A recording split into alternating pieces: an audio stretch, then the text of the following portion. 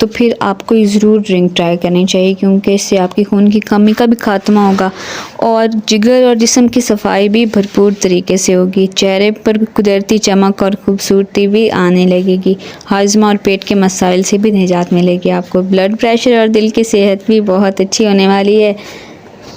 इस ड्रिंक के इस्तेमाल से आपके महंगे प्रोडक्ट से भी जान छूट जाएगी। चेहरे पर चमक लाने के लिए महंगी क्रीमें और बॉडी डिटॉक्स के लिए महंगे सप्लीमेंट्स खरीदने से 1000 गुना बेहतर है आप ये नेचुरल और खालिस ड्रिंक अपने घर में बनाएं।